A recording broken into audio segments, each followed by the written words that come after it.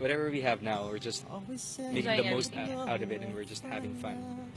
And you've also said that in an interview in the media that you're open We are. to having a relationship We are with me. closing doors We're because both single anyways. yeah, Whatever we have now, we're making the most out of it. Masaya po kami kung anong meron kami ni Maine ngayon.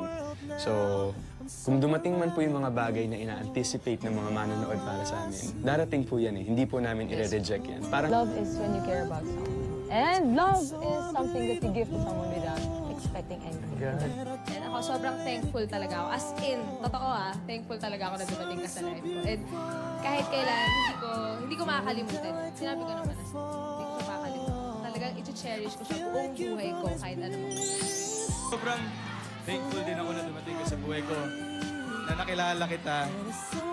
Kasi sobrang laking blessing. Alam mo, naging blessing ka sa akin at sa maraming tao. And for that, nagpapasalamat kaming lahat sa'yo. Thank you.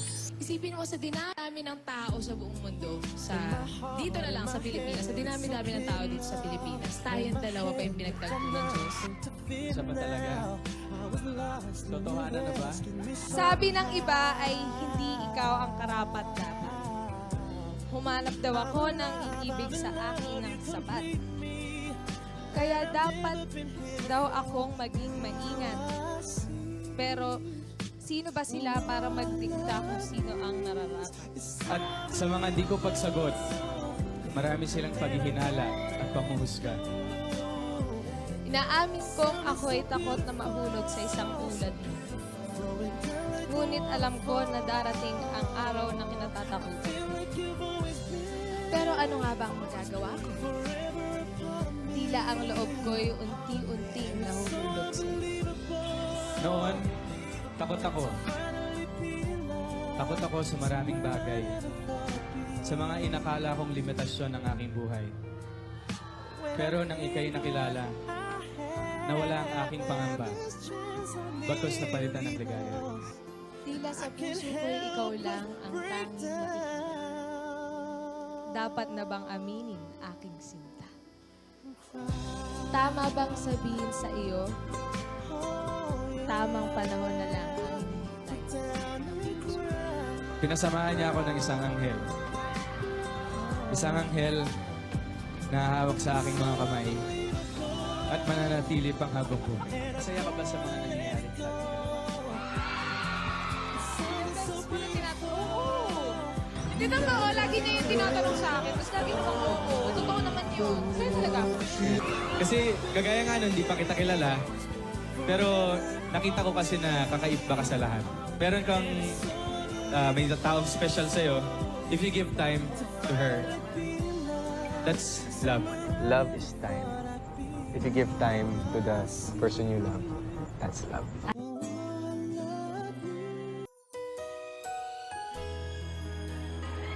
Pag handa ka na, ako magsusuot sa'yo nito.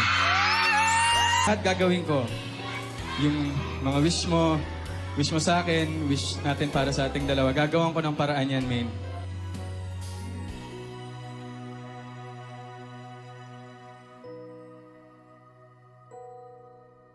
Mapayayadab, mapadivina, Maine Mendoza, kahit sino pa siya. Siya lang naman ang laman ng puso ko.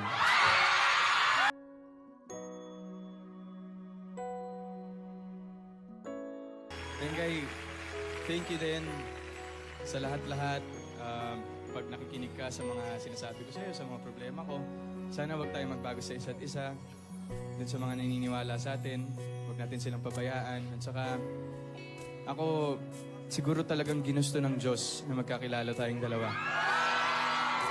Para mangyari lahat ng to, para hindi lang mabago yung buhay natin, kundi para mabago din yung buhay ng mga naniniwala.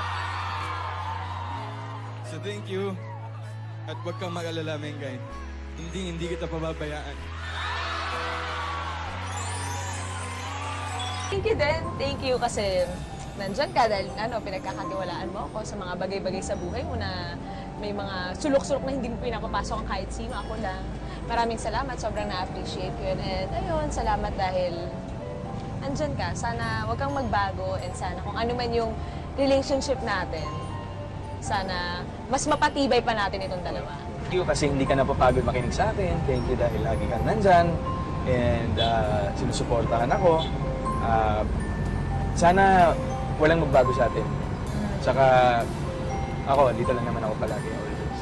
Sobrang nagpapasalamat ako sa Diyos na nandito ka ngayon sa harap ko, nakasama kita. And habang buhay ako magiging thankful sa Diyos, sa iyo, at sa lahat ng sumusuporta sa atin, Alden. Gusto kong malaman mo na kahit anong mangyari, meron ka talagang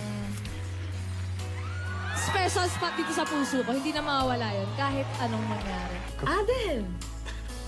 Ang tagal natin itong inantay, yung mga ganitong bagay. At ito na, unti-unti na natutupad ang ating pangarap. Actually, nagsimula na nga noon pa magkakilala tayo.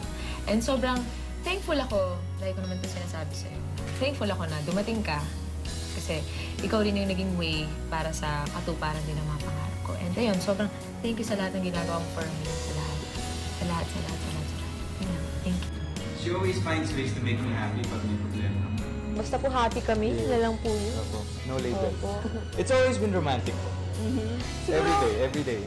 Kumbaga when we see each other, it's always romantic. Ako, sa tinagal-tagal ko sa showbiz, parang ang dami nang dumating, ang dami nang dumaan, ang dami ko ng pagsubok na dinaanan, personal, sa career. Pero, nung dumating ka kasi, nagbago lahat eh. Parang naging madali lahat para sa akin. Hindi nga. Na, hindi mo alam na hindi lang ako yung natulungan mo. Pati pamilya ko, in so many ways you could imagine. So, thank you.